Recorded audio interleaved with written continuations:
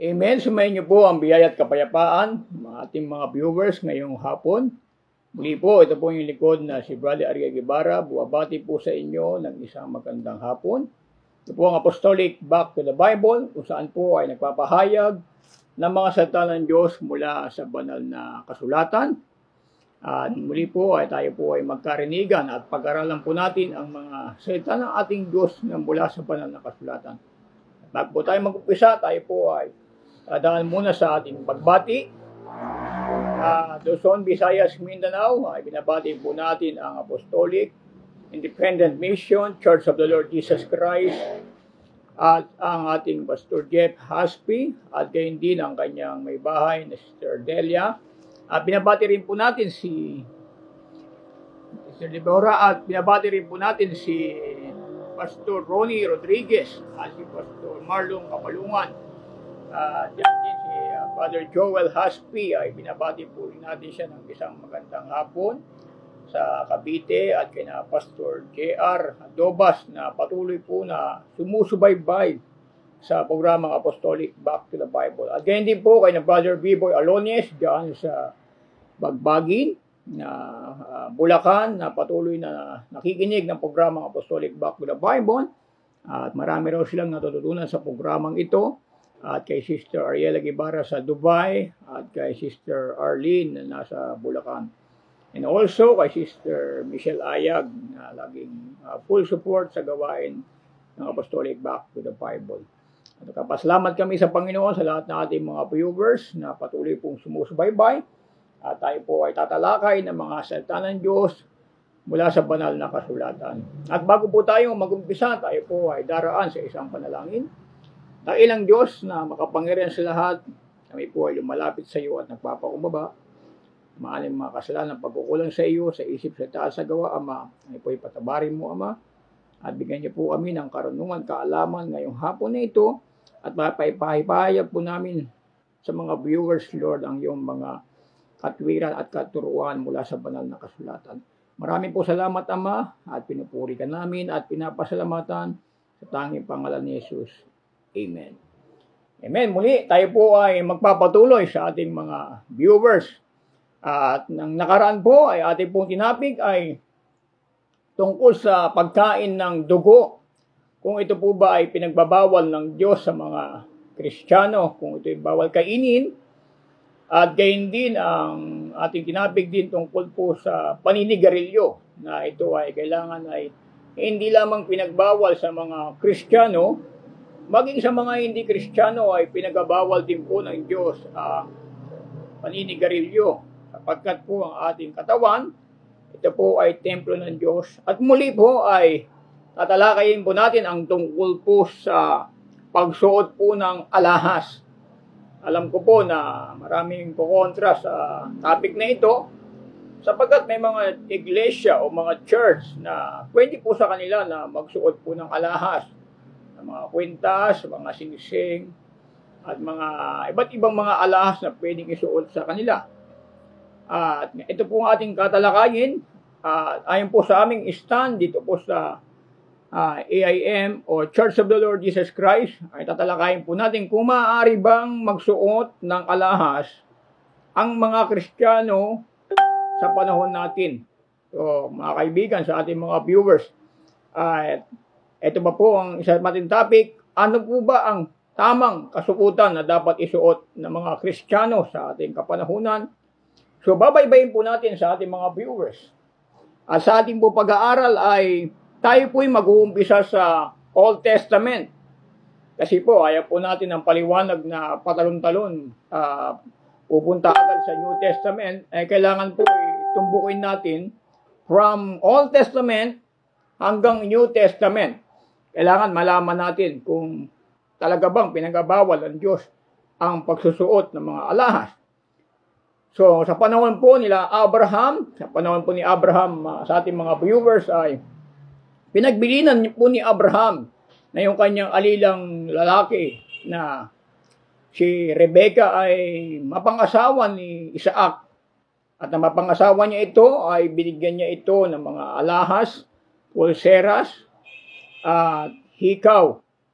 At gayon din po si Judah na akala niya ipatutos si Tamar, ito po ay kanyang binigyan na singsing. Sa makatuwid, meron po silang mga alas na taglay na kasuotan. Ngunit sabi rito mga kapatid sa Genesis chapter 35 verse 1, basahin po natin sa ating mga viewers. Pakinggan niyo po yung 35 verse 1 hanggang 4 ng Genesis. Ano pong sinasabi ng talata? Basa. At sinabi ng Diyos kay Jacob, tumindig ka, umahon ka sa Betel, at tumahan ka roon, at gumawa ka roon ng isang dambana sa Diyos na napakita sa iyo nang ikaw ay tumatakas mula sa harap na iyong kapatid na si Esau. Tuloy. Nang magkagayoy, sinabi ni Jacob sa kanyang sangbahayan at sa lahat niyang kasama, ihiwalay ninyo ang mga Diyos ng iba na nangasa inyo, at tayo'y magsitindig at magsisampat tayo sa Betel. At gagawa ako roon ng dambana sa Diyos na sumagot sa akin sa araw ng aking kahapisan at sumaakin sa daan na aking nilakaran. At kanilang ibinigay kay Jacob ang lahat ng ibang pinakadiyos na nasa kamay nila at ang mga hikaw na nasa kanilang mga tainga, at itinago ni Jacob sa ilalim ng punong insena na malapit sa Sichem. Amen. Maliwanag po ang sinasabi po ng Biblia na po si Jacob ay patungo po sila sa Bethel. Ang Bethel po ay, tukoy po ito, ibig sabihin po ng Bethel ay house of God. So, nangyari po ay hindi po alam ni Jacob na sinalakay ni Simeon at ni Levi ang Shechem. Sa Shechem, yung ari sa Shechem. At hindi alam ni Jacob na yung kanyang mga anak na si Simeon at si Levi ay pinasok nila yung Shechem at pinakukuha po nila yung mga samsam, yung mga kayamanan, yung mga damit. At nang sila po ay pumunta po sa Bethel, nakita po ni Jacob yung kanilang mga kasuotan. Yung kasuotan po nila, galing po yun sa samsam, doon sa lugar ng Shechem. Dahil pupunta po sila sa Bethel, hindi po nagustuhan ni Jacob yung kanilang kasuotan. Kaya kung babasahin niyo po, mga kaibigan, sa ating mga viewers, sa verse 2, na magkagayoy sinabi ni Jacob sa kanyang sambahayan at sa lahat niyang kasama, ihiwalay ninyo ang mga Diyos ng iba na nangasa inyo. Kung titingnan niyo po mga kapatid sa ating mga viewers, kung ating pong pag-aaralan yung words ni Jacob, ang sabi niya, ihiwalay ninyo ang Diyos ng iba na nasa inyo. Sa makatwid, dahil pupunta po sila sa Bethel, ay pupunta po sila sa bahay ng Diyos upang sambahin ang tunay na Diyos. Ngunit meron po silang mga Diyos na kanilang suot. Diyos ng iba. Diyos po yun ng mga Shechem, kasi po yung kanilang mga alahas ay meron pong kinalaman sa kanilang mga Diyos. Kaya sabi ni Jacob, yung Diyos na mga ibang nasa inyo ay ihiwalay ninyo. Tuloy po natin. At magpakalinis kayo at magbago kayo ng mga suot. Sabihin po sa ating mga viewers, sa ating mga kaibigan, yung kanilang suot po ng mga alahas at kanilang pong suot ng mga damit, yun po ay kanilang isinamsam sa Shechem. Kaya bago sila pumunta roon sa Bethel, sa house of God, nakita ni Jacob na suot-suot nila yung mga alahas at yung mga kasuotan na galing sa Shechem. Hindi po nagustuhan ito ni Jacob.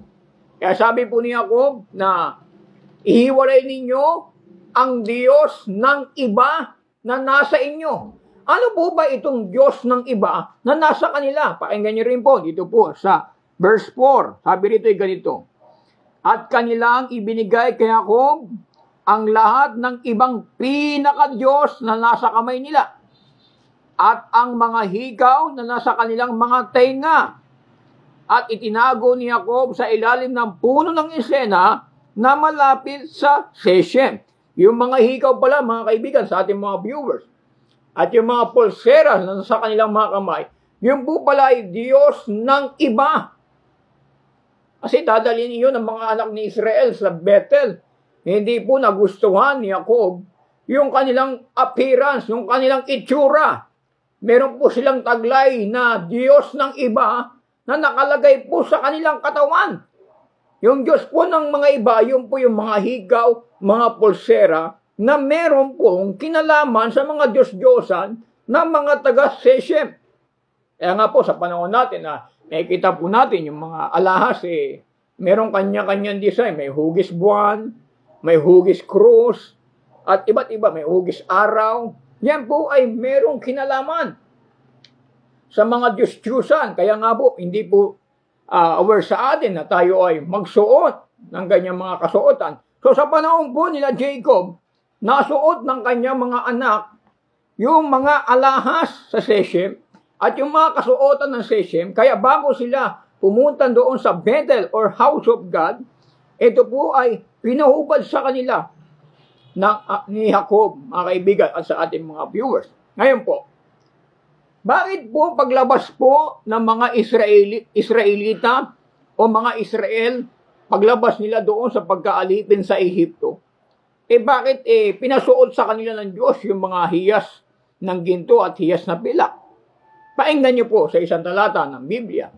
Sa 3:22 ng Exodus, ito po ang sinasabi ng talata sa ating mga viewers na bago po sila umalis sa Ehipto, sila po ay binigyan ng Diyos na samsam galing sa Ehipto. Pakinggan niyo po sa 3:22 ng Exodus.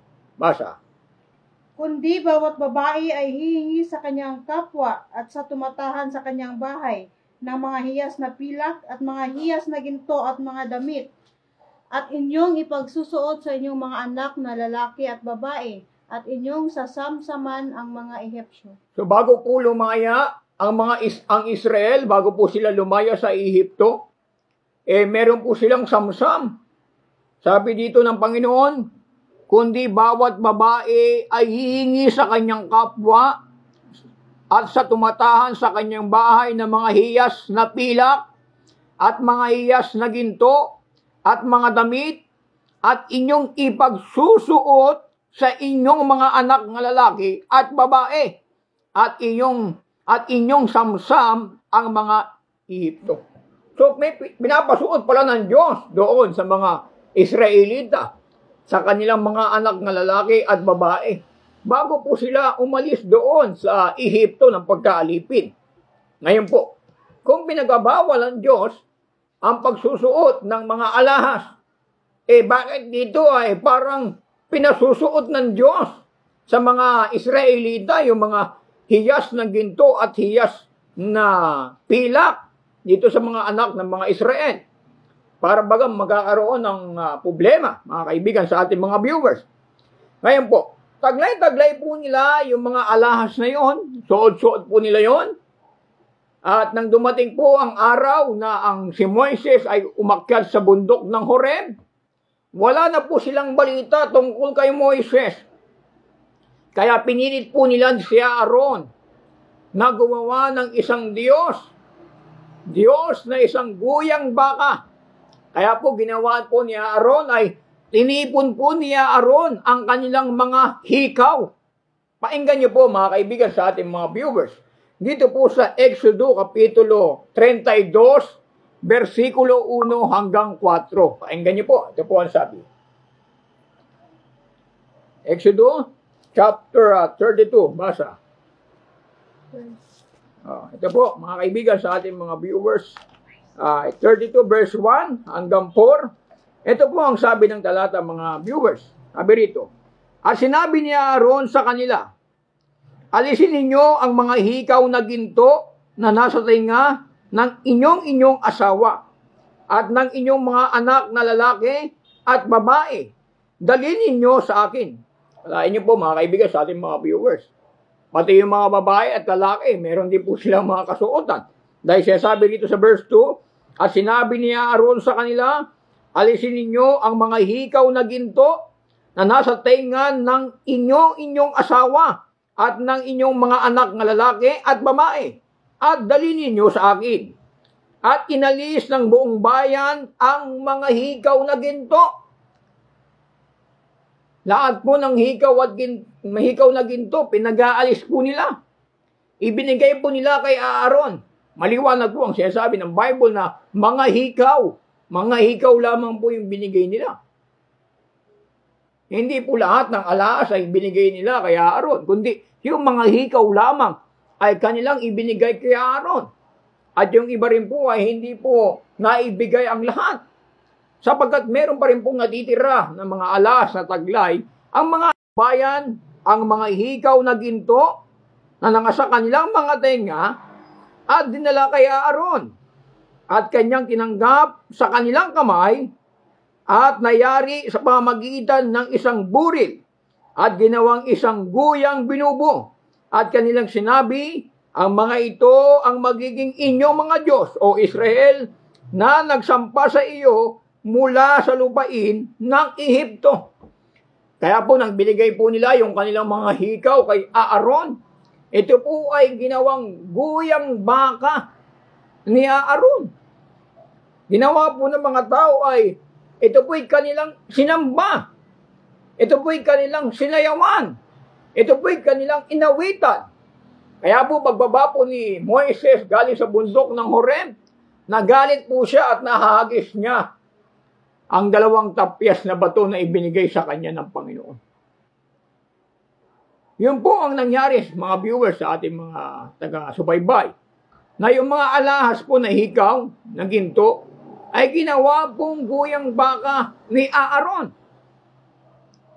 Kaya po, ang nangyari ay 3,000 tao ang nabuwan sa panahon na yun, sa galit ng ating Panginoon, sa ginawa nila, mga viewers. Dahil sila po ay sumamba sa Diyos na guyang baka na gawa sa hikaw na ginto. Ngayon po, nang nabalitaan po ito ng mga ibang kanilang kapatid, ay sa araw na yun ay hindi na po sila nagsuot uli ng mga alahas. Kasi nabalitaan nila yung nangyari na 3,000 kanilang kapatid ang nabuwal. Dahil sa kanilang takot, sila po ay hindi na po uli nagsuot ng mga alahas. Painggan niyo po mga kaibigan sa ating mga viewers. Dito po sa Exodus chapter 33 verse 4, ganito po ang ating marinig.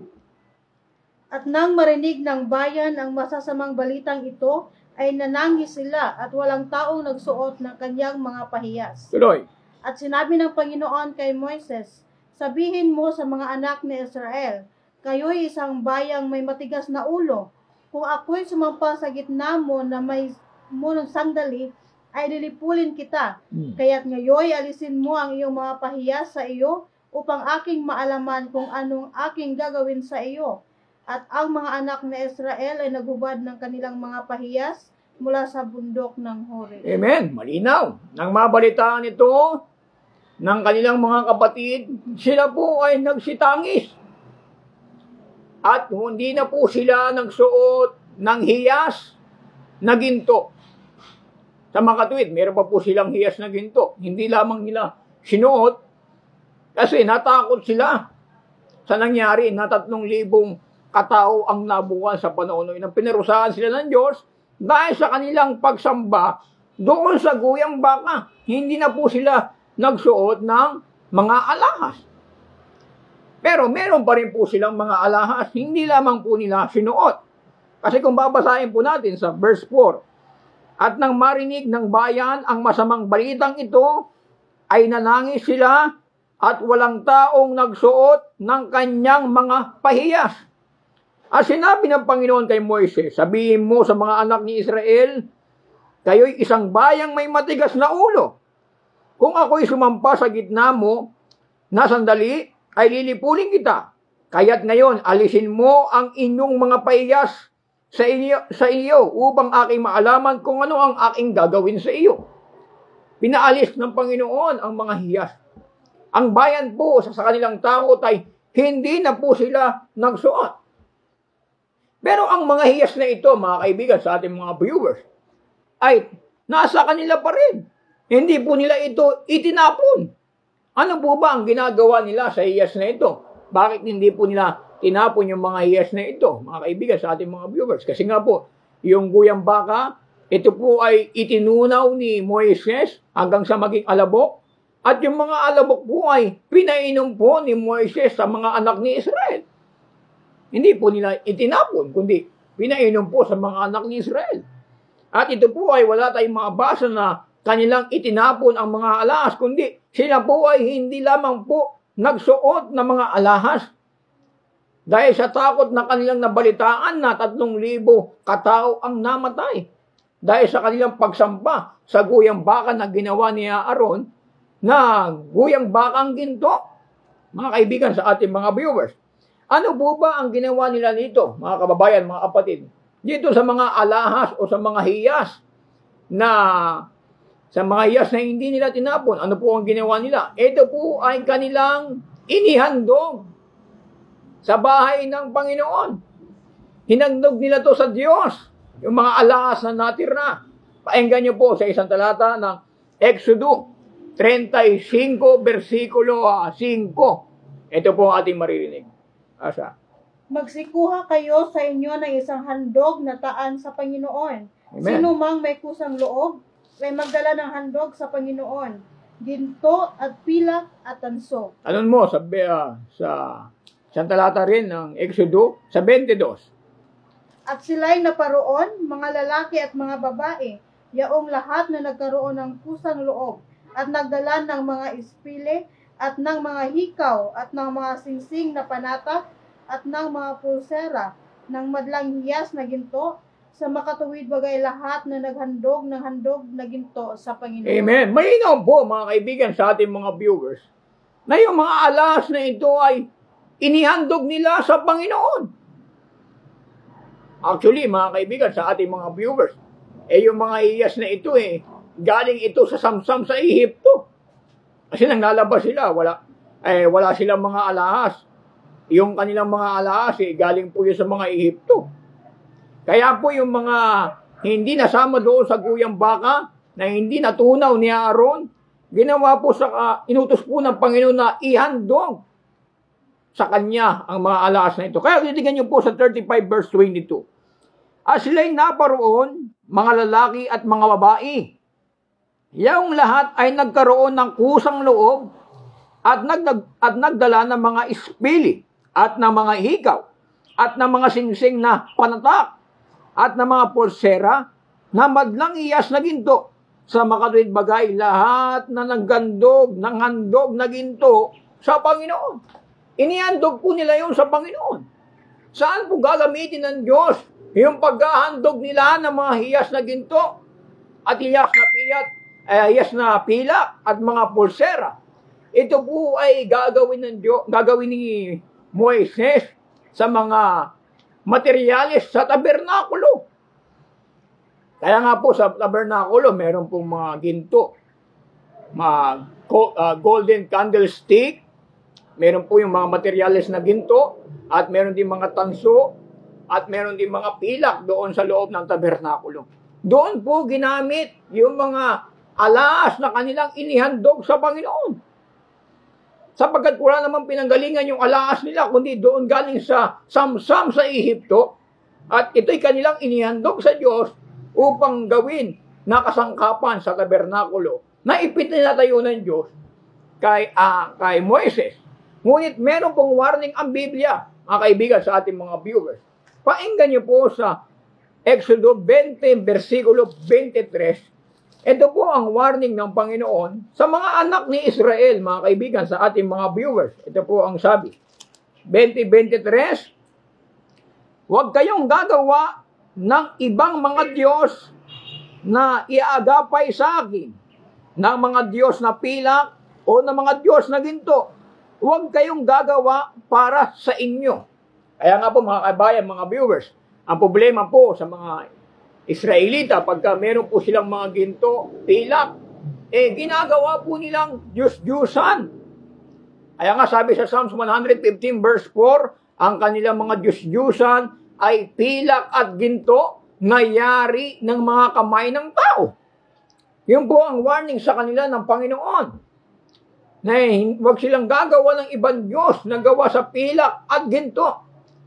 Sapagkat ayaw na po maulit ng Panginoon. Yun nangyari po doon sa guyang baka na ginawa ni Aaron ng mga ginto. Kaya po, mga kababayan, sa ating mga viewers, ito po ay hinadili pa rin sa mga Israel. Ngayon po, May nangangatwiran, mga kabayan, mga viewers, na maaari raw tayo magsuot ng mga alahas dahil ang tinutukoy po nila dito sa Ezekiel chapter 16, verse 11. Ito po ang kanilang katwiran, ang kaibigan sa ating mga viewers. Painggan niyo po ang ating mabasa sa Ezekiel. Okay, pakibasa, sister. Ginayakan din naman kita ng hiyas at nilagyan ko ng mga pulsera ang inyong mga kamay at ng isang kwintas ang iyong liig. At nilagyan ko ng hikaw ang iyong ilong at ng mga hikaw ang iyong mga tainga at isang magandang putong ang iyong ulo. Amen. Sabi ng Panginoon sa Jerusalem, sabi niya sa verse 11, sa verse 11, ginayakan din naman kita ng hiyas, nilagyan ko ng pulsera ang iyong mga kamay at ng isang kwintas ang iyong leeg. At nilagyan ko ng hikaw ang iyong ilong at ng mga hikaw ang iyong tenga at isang magandang putong ng iyong ulo. Itong katwiran nila. Kung masama ang pagsusuot ng mga alahas, bakit sinuotan ng Diyos ang Jerusalem na mga pulseras, na mga hiyas at mga kwintas sa leeg? Bakit ang Jerusalem ay sinuotan ng Diyos kung pinagbabawal pala ng Diyos sa mga tao at sa mga Kristiyano magsuot ng mga alahas?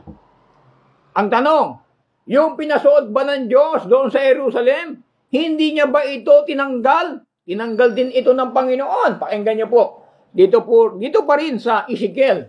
Dahil ginagamit nila Ezekiel chapter 16, verse 11 to 12. Dito rin po sa Ezekiel sa chapter 16, verse 17. Pakinggan niyo po mga kaibigan sa ating mga viewers. Kung ito po ay tinanggal ng ating Panginoon, Wisamos there sa 15.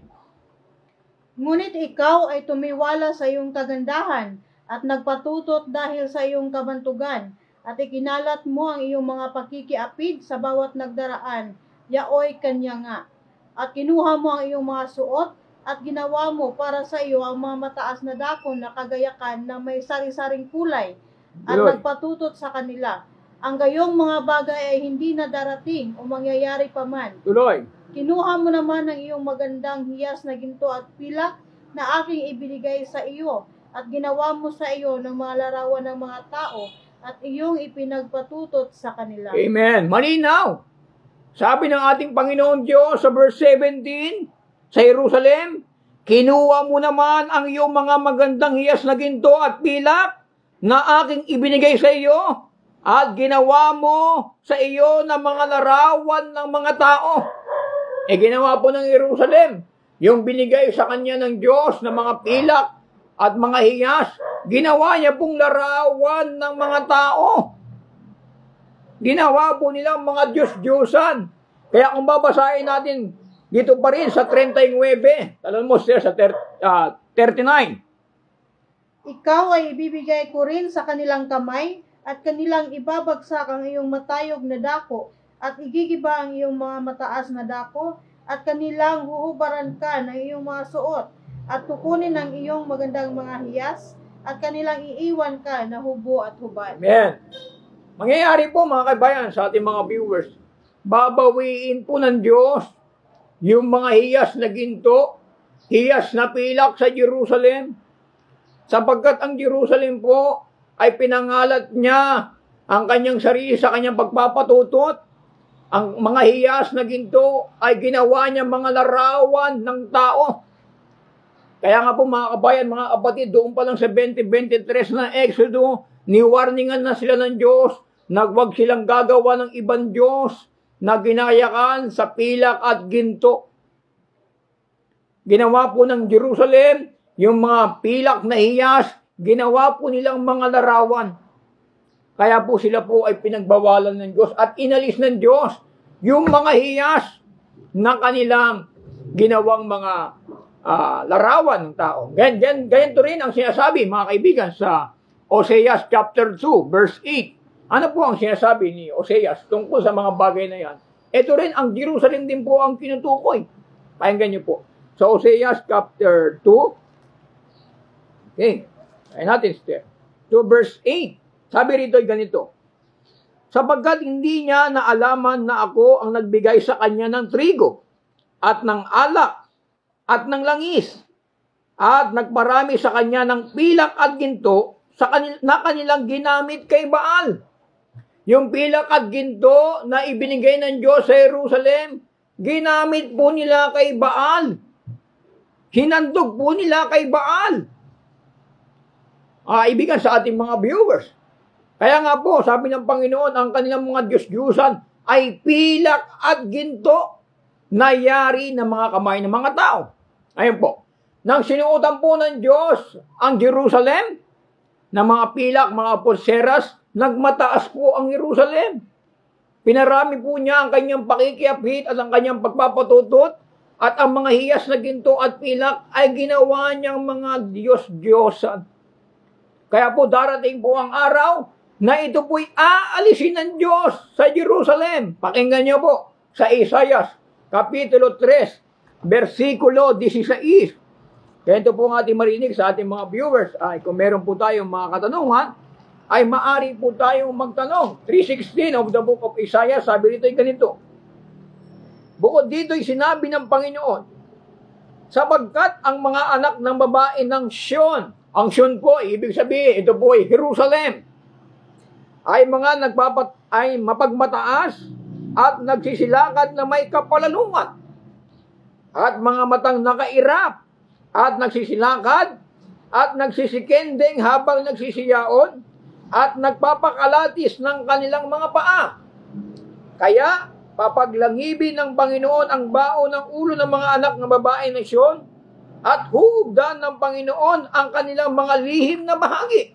Tuloy, sa araw na iyo'y aalisin ng Panginoon ang kagayakan ng kanilang mga hiyas na paa at ng mga hiyas ng ulo at ng mga pahiyas na may anyong kalahating buwan. Ano ito? Ang mga hikaw at ang mga pulsera at ang mga lambong na pangmuka. Ito po, kasama po rito yung makeup. Sabi rito, ang mga laso ng buhok at ang mga kwintas ng bukong-bukong at ang mga pamikis at ang mga sisidlan na pagbabango at mga amuleto. Tatanggalin po ng Diyos pagdating ng araw sa Jerusalem yung mga hiyas ng paa. Dahil ang itong Jerusalem po ay nagmataas. Ang pilak at kayamanan ng ginto na binigay sa kanila ng Diyos ay ginagawa nilang mga Diyos-Diyusan. Kaya nga sabi ni Pablo sa Gawa chapter 17 verse 29, yamang kayo'y lahi ng Diyos, huwag niyong isipin na ang pagka-Diyos ay pilak at ginto na yari ng kamay ng mga tao.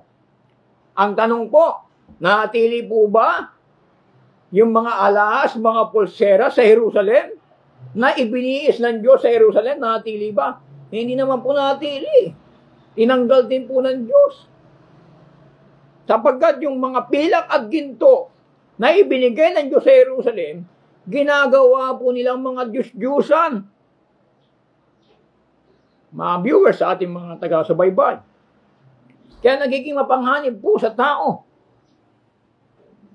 na tayo po ay meron taglay ng mga kasuotang ito. Maging sa kalsada, pag tayo pumbawa, meron po tayong mga suot nito. May mga hold-upper. Minsan, merong matanda, may suot ng hikaw. May mga snatcher, haatakin talaga yung ginto. Mapupunit po yung tenga ng matanda. Kaya po mga viewers, mga ating mga kababayan, hindi na po dapat ito ay pinapasuot. Mga viewers, kaya nga po tinanggal ng Diyos sa Jerusalem. Kaya sapagkat ginagawa nila itong mga Diyos-Diyusan. Hindi po masama na magkaroon po tayo ng kayamanan, meron kan tayo ng mga kwintas o mga simsig. Ito po ay kailangan itabi lang po natin, itago natin. Pwede po natin itago yan at di natin narapat suotin. Kaya nga po pagdating po ng bagong tipan, ay hindi na po pinahintulot ng Diyos na ito po ay suotin ng mga tao. Mga kaibigan sa ating mga viewers, painggan niyo po ang sinasabi po ni Pablo tungkol po sa bagong tipan. Tungkol sa pagsusuot po ng mga alahas at ng mga hiyas na hindi na maaring suotin pa sa panahon ni Pablo, 2:9 ng unang Timoteo. Ito po ating marinig. Sabi rito ay ganito, mga kapatid, sa 1 Timothy chapter 2 verse 9, sabi rito ay ganito. Ngayon din naman ang mga babae ay magsigayak ng may hindamit na may katintiman at inahon Pakinggan niyo po. Hindi ng mahalagang hiyas ng buhok at ginto o perlas na damit na mahalaga. Hindi pala nakakalugod sa Panginoon yun eh. Gusto ng Diyos yung babae, magsigayak na maining damit na mayroong katintiman. Hindi na mahalagang hiyas na buhok at ginto o perlas na damit na mahalaga. Hindi na po pinahintulot ng Diyos na suotin pa ng mga Kristiyano sa panahon ni Apostol Pablo. At ganyan din po ang sinasabi rin po ni Pedro doon sa unang Pedro Kapitulo 3 versikulo 3. Ganyan po ang ating maririnig. Sabi nito ganito. At huwag sa labas ang kanilang paggayak na gaya na pagpapahiyas ng buhok. Minsan po binibigyan po natin kahalagaan yung panlabas eh. Halimbawa pati yung kasuotan nagko-comment sila sa kasuotan. Minsan may nagtuturo na pag hindi ka naka-long sleeve, hindi ka na banal, hindi ka na maliligtas. Ayan po ang problema. Bahagi po ng pagpapakabanal yung kasuotan sa ating mga viewers. Bahagi po yun ng kabanalan. Kaya nga po mga kabayan, mga kapatid, napakahalaga po na malaman po natin ang katotohanan. Sabi rito, huwag sa labas ang kanilang paggayak na gaya na pagpapahiyas ng buhok at pagsusuot ng mga hiyas na ginto at pagbibihis ng maringal na damit. Ang Diyos po natin ay simpleng Diyos lang. Ayos na po sa Kanya na meron tayong manhing damit at katintiman at hinahon. Hindi po mahalaga sa kanila kung meron tayong suot na pilak, meron tayong suot na ginto, o meron tayong mamahaling mga kasuotan. Hindi po yan ang tinitignan ng Diyos. Kundi ang tinitignan po ng Diyos, sabi rito sa verse 4, kundi ang pagkataong nakatatago sa puso, na may damit na walang kasiraan, ng espiritong maamo, payapa, at malaking halaga sa paningin ng Diyos. Malaking halaga pala sa paningin ng Diyos yung ating pagkataong natatago. Minsan nga po, bawa, maraming naka-long sleeve. Pero ang ugali, hindi naman nababago. Minsan damit lang yung binabago natin. Pero yung attitude natin, hindi natin mabago. Para baga ang batayan natin sa kaligtasan ay damit lang. Namatay ba si Kristo dahil sa damit? O namatay si Kristo dahil sa kaluluwa? Minsan nagbe-base na lang po tayo sa kasuotan. Pagka naka-long sleeve ay banal na. Paano naman po ang attitude? Bakit ang mga Pariseo, skriba, sila po ay nakasuot na mahabang damit? Sila po ay pinagpupugayan ng mga tao. Pero sabi sa kanila na ating Panginoong Hesus, sa aba ninyo, mga Pariseo, skriba, kawawa kayo mga Pariseo, skriba, mga mapagpaimbabaw. Kayo nagsusuot ng mga habang mga damit. Hindi man ninyo magalaw ang inyong mga daliri. Kaya mga kabayan, mga kapatid, kung ibibase lang po natin yung kabanalan sa kasuotan, maraming po sa Amerika, naka-long sleeve. Yung mga gangster sa Amerika, naka-Amerikana pa. Mahaba po ang kanilang mga kasuotan. Kung ibibase natin doon ang kaligtasan. Pero hindi lang po sa damit ang kabanalan. Mula sa labas, sa loob. Nanggagaling po yung background sa labas, galing po yan sa loob. Kung ano yung nasa loob mo, yan ang makikita na appearance sa iyo. Kaya po mga kabayan, mga kapatid sa ating mga viewers, na ang mga hiyas na ginto, o perlas, o damit na mahalaga, hindi ito importante sa Diyos. Ang importante sa Panginoon, may hinghing damit na may katintiman at hinahon. Ang Diyos po natin ay simpleng Diyos. Hindi ka hahanapan ng Diyos ang hindi mo kaya. Sapagkat ang Panginoon, unang-una, sa ating mga viewers, sana po, wag po tayong magagalit na sa Santiago Kapitulo 2, versikulo 5, pinili talaga ng Diyos ang mga mahihirap upang sila ay magsiyaman sa pananampalataya. Kaya hindi po hahanapan ng Diyos ang mga mahihirap na kailangan pagka ikaw ay sasamba sa akin ay magsuot ka ng mga alahas, ng mga kwintas at mga ginto. Mga mayayaman lang ang makakasunod yun. Kaya po, hindi na po pinahintulutan ni Pablo. Sabi niya, hindi na mahalagang hiyas na ginto o perlas o damit na mahalaga, kundi ang nararapat sa mga babae ay magpakabanal. Yun po ang mahalaga. Ang kabanalan po ay nagmumula po sa loob. At iyon din po ang makikita sa labas. Kaya ka po ay banal, kaya ka nagpapakabanal sapagkat ikay taong banal. Hindi naman magpapakabanal yung taong hindi banal eh. Kaya po napaka-importante po mga kabayan, mga kapatid. Yun po ang naging warning sa Israel. Binibigyan po sila ng Panginoon ng mga alas, ng mga pilak at ginto. Ang problema po ay ginagawa po nila mga Diyos-Diyusan. Ngayon, tayo sa ating mga Kristiyano sa panahon natin, bakit tayo hindi nagsusuot ng mga alas, mga kwintas, mga singsing? Bakit hindi po tayo nagsusuot yun? Kasi po yung mga alas na ating bibilihin, meron pong kinalaman sa mga Diyos-Diyusan. Nakikita po tayo mga alas ng mga krus. Nakikita po tayo ng mga hikaw na kalahating buwan. Meron tayo nakikita mga hikaw na merong design na araw. Yun po ay may kinalaman sa kanilang Diyos-Diyusan. Kaya nga po, pinahubad po ni Jacob yung mga suot ng kanya. Sapagkat yung mga alas na yon ay galing sa Shechem, meron pong kinalaman sa kanilang mga Diyos. Yung mga alahas na yon, mga viewers, mga kabayan at ating mga kapatid. Hindi masama na magkaroon tayo ng kayamanan. Hindi masama magkaroon tayo ng ginto at pilak. Ngunit ang pinakamaganda po, ito po ay gagamitin natin sa ating paglilingkod sa ating Panginoon. Hindi masama yumaman. Hindi masama dumami ang pera mo.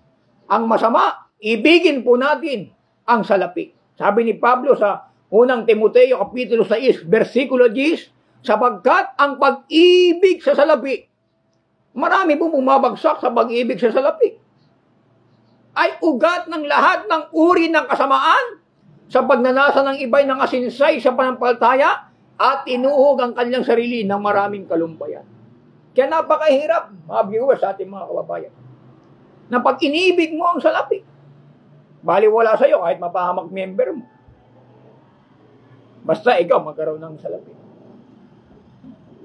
Sa ating mga viewers. Kaya delikado po eh. Naiibigin natin ang pilak at ginto. Kaya nga po ang Israel, ang Jerusalem, binawi ng Diyos yung pilak at ginto na isinuot sa kanya. Hinubad ng Diyos yun. Sapagkat yung mga pilak at ginto na ibinigay ng Diyos sa kanila, inahandog nila kay Baal. Ang Diyos ang nagbigay pero kanilang inihahandog kay Baal. Agpis sa Diyos nila ihandog. At yung pilak at ginto na ibinigay sa kanila ng Diyos ay kanilang ginagawang mga Diyos-Diyusan. Yan po ang mahirap, mga kaibayan, sa ating mga viewers. Kaya po pagdating po ng bagong tipan, hindi na po mahalaga sa Diyos yung tayo po ay magsuot ng hiyas na ginto, o perlas, o damit na marilag, kundi ang gusto po ng Diyos, may hinhing damit na may katintiman at hinahon. Tinatawag po itong modest apparel. Ang modest apparel, kasuotang hindi masagwa. Nakabayan sa ating mga viewers. Pero ang nakakalungkot, sa loob ng church, minsan may mga kasuotan ng masagwa. Yan po ang nakakalungkot, mga viewers, sa ating mga taga-subaybay. Ngayon po, tayo po ngayon ay dadako tungkol sa kasuotan. Ano po ba ang pinapasuot ng Diyos sa mga Kristiyano? Okay na po ba nasuot natin parang spaghetti? Kapasok tayo sa simbahan okay lang ba sa Panginoon na susuot tayo na damit pang sanlibutan? Painggan niyo po. Mula po sa Genesis chapter 3, verse 21, ito po ang sabi, mga kaibigan, sa ating mga viewers. Sabi rito ay ganito. At ginawa ng Panginoong Diyos si Adam at ang kanyang asawa ng mga kasuotang balat at sila'y dinamitan. Sabi dyan sa English, sister, pakibasa nga sa 3:21 of the book of Genesis, kung ano yung nakalagay dyan sa English na ginawa ng Diyos na kasuotan kina Eva at Adan. Basa. Unto Adam, also unto his wife, did the Lord God make coats of skins and clothed them. Amen. Malinaw. And to Adam also, and to his wife, did the Lord God make coats of skin and clothed them. Ang ginawa po ng Diyos kay Eva at Adam, coats of skin. Mahaba pong manggas. Sapagkat ito po ay magiging proteksyon ni Eva at Adan. At ito po ay pinili ng Diyos ng kanilang kasuutan. Ito po ay mahabang manggas. Ang namili po ng kasuotan ay hindi po si Adan at si Eva, kundi ang namili po ng kasuotan na kanilang narapat suotin ay walang iba, kundi ang ating Panginoong Diyos. Mga kaibigan, sa ating mga viewers, ito po ay coats of skin. Ito po ay mahabang manggas. Sapagkat ang ating katawan ay binigyan ng Diyos ng kasuotan na ito'y magiging proteksyon sapagkat ang ating katawan, ito po ay templo ng ating Panginoon. Kaya napakalaga mga kabayan, sa panahon pa lang po ni Adan at Eva, ay makikita na po natin kung paano po pinahalagan ng Diyos yung ating katawan. Kaya po tayo ay binigyan ng kasuotan. Ang kanilang suot ay coats of skin. Ngayon po, sa mga Israelita po, sa mga Israelita, sa mga Hebreo, babae at lalaki, common dress na po nila ang mahabang damit. Mahaba po ang kanilang kasuotan, yung kanilang balabal, yung kanilang tunika, at kanilang mga kasuotan. Ito po ay common dress na sa kanila. Ang pinagbabawal po ng Diyos sa mga Israelita ay yung kung susuotin ng lalaki yung kasuotan ng pambabae. At kung susuotin ng babae, ang kasuotan na panlalaki. Yun po ang pinagbabawal sa kanila. Sapagkat ang kasuotan po ng mga Israelita, sa ating mga viewers, ay meron pong pagkakahawig sa babae at lalaki. Ngunit nagkakaiba lang po ito dahil sa design ng kasuotan.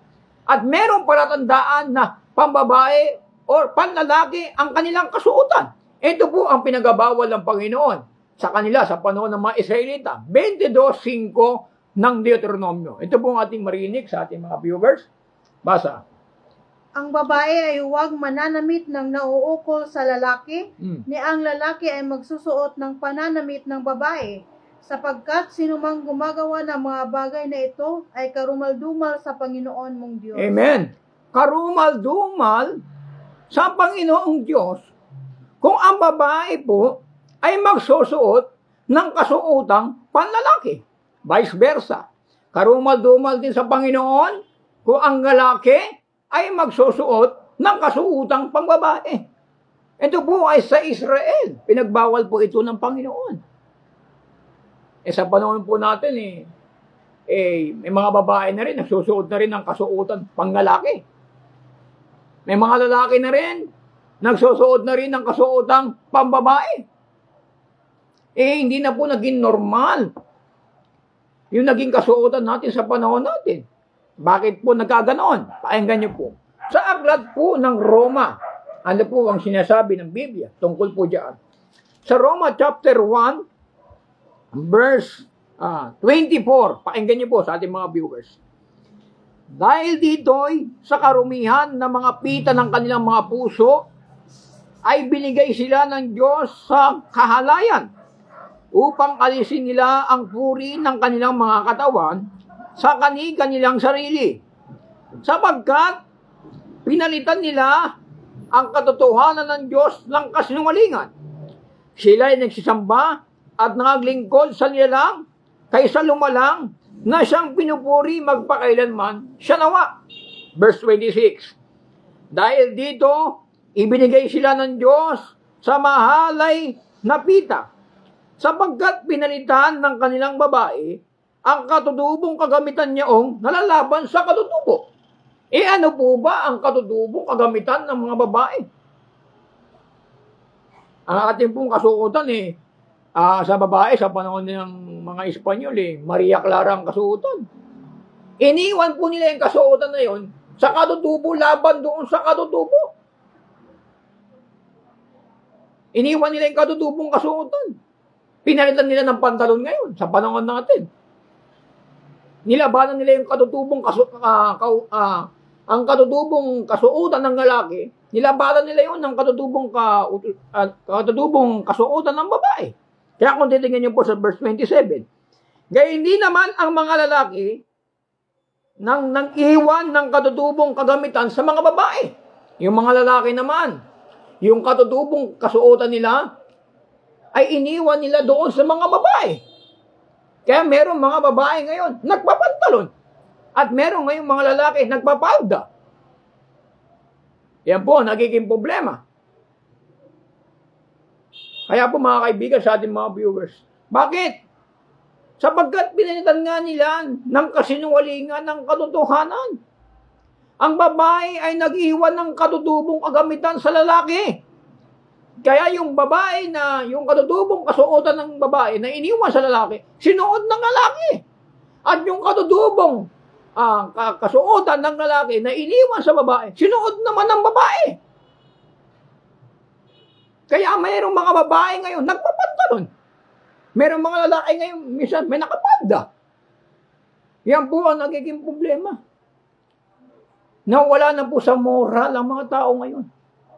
Kaya tinigan niyo po, gaya hindi naman ang mga lalaki nang iwan ang katutubong kagamitan sa mga babae, ay nagningas ang kanilang karumihan ng pita.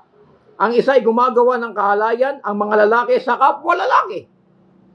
At tumatanggap ng kanilang sariling kagantihan at sa kanilang pagkakamali. Kaya nagkakaroon na lalaki na nagkakaroon na mga bakla. Ang mga babae naman, iniwan ng kagamitan sa lalaki, nagkakaroon ng tomboy. Nagningas na kasi ang kanilang pita. Kasi ang lalaki nag-iwan ng katutubong kagamitan sa babae. Ano po ba ang katutubong kagamitan ng lalaki? Di ba po, yan po ay pantalon? Anong katutubong kagamitan ng babae? Di ba po, yan ay palda?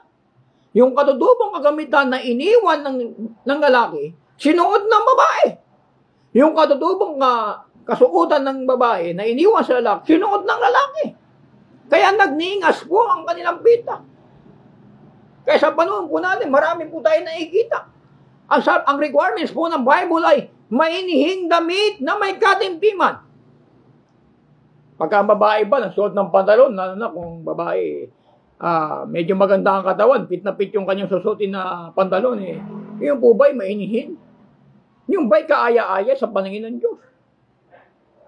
Masasabi ba natin yun ang modest apparel? Basahin nga natin sa 1 Timothy chapter 2, verse 9, kung ano sabi dyan sa English. Okay? In like manner also, that women adorn themselves in modest apparel, with shamefacedness and sobriety, not with braided hair, or gold, or pearls, or costly array. Amen. Sabi dyan, susuotin ng babae, modest apparel. Ano ba yung modest apparel? Pakibasa, sister, kung anong kahulugan ng modest apparel. Ito po sa dictionary, kung anong kahulugan ng modest apparel. Basa.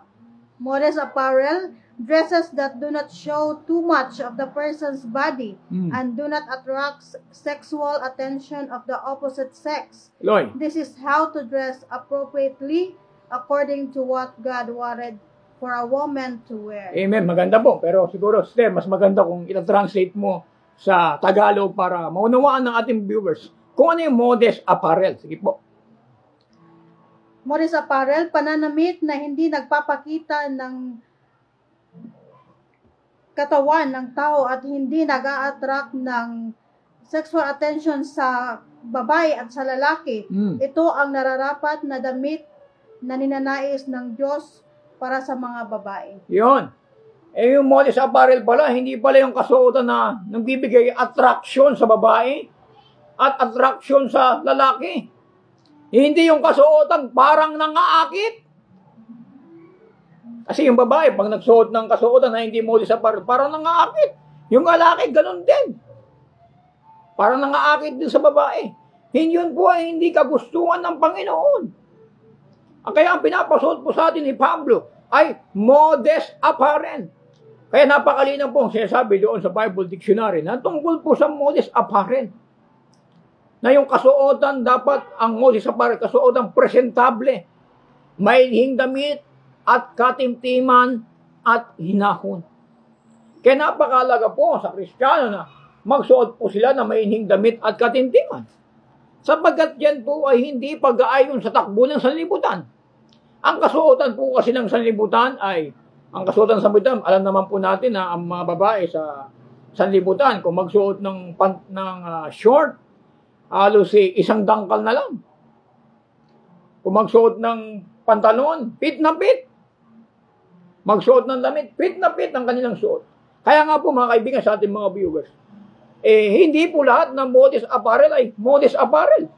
Sapagkat meron po mga modest apparel din na pit na pit sa ating katawan. Bakat na bakat yung mga bagay na dapat nating hindi display sa mga tao. Gusto po ng Diyos, mainihing damit na may katimtiman at hinahon. Katimtiman at hinahon. Kaaya-aya sa harapan ng Diyos at sa harapan ng mga tao. Kaya yan po ang gusto ipasuot po sa atin ng Diyos. Ang pinagabawal sa Israel, ang pagsuot ng lalaki sa kasuotan pambabae. Ganun din po sa panahon natin. Hindi naman po tayo pwede magsuot na tayo po lalaki, magsusuot tayo ng kasuotan ng babae, at yung babae magsusuot ng kasuotan pang lalaki. Ang lalaki naman, hindi naman pwede magbra. Pangit naman tignan kung ang lalaki magbabra. Yun po ay kasuotan panlalaki, pang babae. Kaya karumal-dumal po yun sa harapan ng ating Panginoon. Ang gusto po ipasuot na atin ng Diyos ay yung kasuotang mainhing damit na may katimtiman. Minsan po yung iba pinagmamalaki na pagka ako'y nakalong sleeve, ako'y taong banal na, ako'y matuwid na. Kung ang batayan ng Diyos ay damit lang sa pagpapakabanal, marami maliligtas. Dahil maraming mga tao nakasuot ng long sleeve, na hindi naman sila mga Kristiyano. Mas maganda ang long sleeve kasi, mahabang manggas, ito po ay bahagi ng kabanalan. Ngunit kailangan din natin na meron tayong kabanalan sa loob. Yung sa ating pamumuhay, sa ating pagkatao, sa ating ugali. Kailangan meron din po itong kabanalan, hindi lang po damit. Kasi kung babase lang po tayo sa damit sa kabanalan, magiging hipokrito po tayo. Magagaya lang po tayo roon sa mga Pariseo, Eskriba, na sobrang haba ng kanilang kasuotan, pero masasama po ang kanilang mga ugali. Yun po ang nagiging problema. Minsan po, base na lang sa damit. Na pag ikaw niyang suot ng mahaba, banal ka na. Kamusta naman ang mga ugali? Nabago ba ng Panginoon? Yun po, nagiging problema. Minsan pa nga, mga kaibigan, sa ating mga viewers, minsan maganda pa ang ugali ng sanlibutan sa atin. Yun ang nagiging problema, mga kaibigan, sa ating mga viewers. Kaya po, napakahalaga na malaman po natin ang pinag-uutos ng ating Panginoon. Ngayon po, ano po ba ang magiging kasuotan ng mga tao pagdating ng ating Panginoon? Ito po, pakinggan niyo po, sa 7:13 ng Apokalipsis. Anong sabi diyan, sister? Basa. At sumagot ang isa sa matatanda na, nagsasabi sa akin, ang mga ito daramtan ng mapuputing damit ay sino-sino at saan nagsisipanggaling. Tuloy. At sinabi ko sa kanya, Panginoon ko, ikaw ang nakakaalam. At sinabi niya sa akin, ang mga ito'y ang nanggaling sa malaking kapighatian at mga gugas ng kanilang mga damit at pinaputi sa dugo ng kordero. Amen. Nakita po ito ni Juan. Tinanong niya sa Panginoon. Sabi niya, Panginoon, yung mga nadadaramdam ng damit na itong mabubuti, saan ito nanggaling? Sabi ng Panginoon, ito ay galing sa bawat bansa, ito, bawat wika, na mga pinaputi ng dugo ng kordero. Sa English dyan, sister, nakalagay yung white robes, no? Basa mo sa English. 13. Basa. And I said unto him, Sir, thou knowest. And he said to me, These are they which came out of great tribulation, and have won the blood of the Lamb. 13. And one of the elders answered, saying unto me, What are these which are arrayed in white robes? And whence came they? Amen. Saan galing yung mga nakaputi? Mapuputing damit. Sa English po white robes. Ang robes po ay mahabang kasuotan din, mga kabayan, mga viewers. Ito po ang magiging kasuotan ng mga tao na tinubos ng koldero. Ito po'y kasuotang banal at kaaya-aya. Kaya po mga kabayan at mga kapatid, bahagi po ng pagpapakabanal ang ating kasuotan. Hindi po natin pwede itanggi na ang kasuotan ay hindi bahagi ng kabanalan.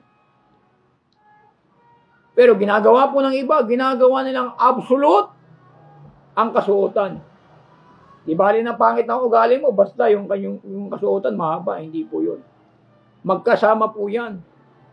Kasuotan plus ugali, attitude, paglilingkod natin sa Panginoon at katapatan, pagmamahal sa kapwa, pag-ibig sa kapatid, isa rin po yan ay bahagi ng kabanalan.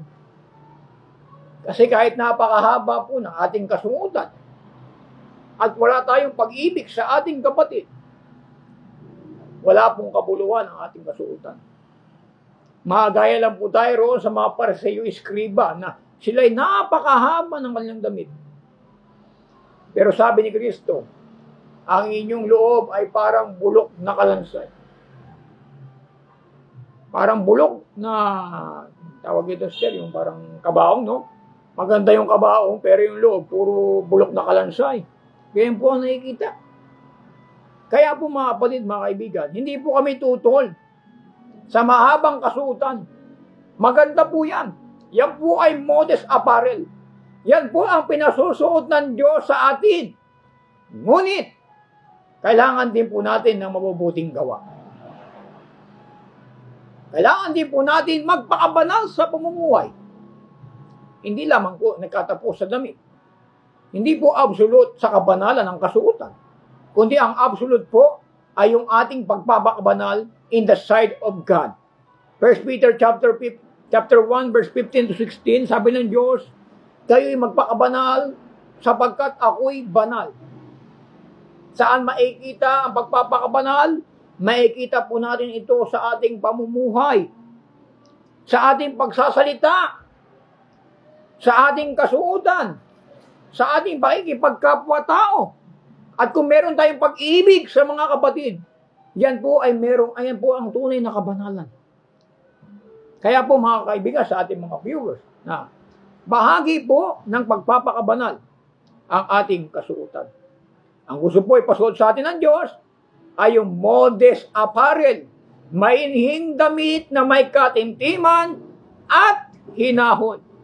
Yan po ang gusto ipasuot po sa atin ng Diyos, sa ating mga viewers. Kaya po, kung meron po kami nasabi sa inyo na kayo po ay nasaktan, ito po ay salita po lamang po ng Diyos. At binabasa po natin sa banal na kasulatan. Ating mga kaibigan, sa ating mga viewers, at binabati po natin yung ating mga viewers ngayon na nanonood, at pagpalain po tayo ng ating Panginoong Kristo. At ngayon po ay medyo overtime na tayo sa ating mga sa FB Live. Nawa po meron po tayong natutunan o napulot kahit papaano ng mga salita ng ating Panginoon mula sa banal na kasulatan. Alam niyo po mga kabayan, mga kapatid, sa ating mga viewers, napaka-importante po na malaman natin kung ano ang pinagbabawal ng Diyos at kung ano ang kalooban ng Panginoon para sa atin. Mahal po tayo ng Panginoon.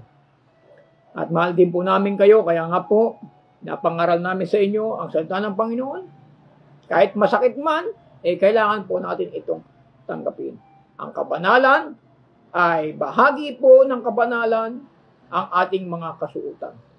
Plus, yung ating mabubuting gawa. Plus, yung ating pag-ibig sa kapatid. Number 1. Sapagkat ang pag-ibig sa kapatid ay siyang katuparan ng buong kautusan. Ang pag-ibig ay siyang katuparan ng buong kautusan. Yan po ang sabi ni Pablo. Sinasabi niya dun sa mga Roma na ang pag-ibig ay siyang katuparan ng buong kautusan. Kung wala kang pag-ibig, hindi mo matutupad ang buong kautusan. At kailangan din po natin na tayo po'y magpakabanal sa ating pamumuhay at hindi lamang sa kasuotan. Pati sa ating pamumuhay, sa ating ugali, sa ating pananalita. Sapagkat tayo po ay mga anak ng Diyos at ating mga gawa ay umiilaw sa sanlibutan. Muli po, ito muli ang iyong lingkod na si Bali Ariel Guevara. Bumapati po sa inyo ng isang magandang gabi. Pagpalain po tayo ng ating Panginoong Kristo. At sa susunod po, ay muli po, magkita-kita tayo sa FB Live at pagpalain po kayo ng ating Panginoong Kristo. At sa Diyos lamang po ang lahat ng kapurihan. Amen.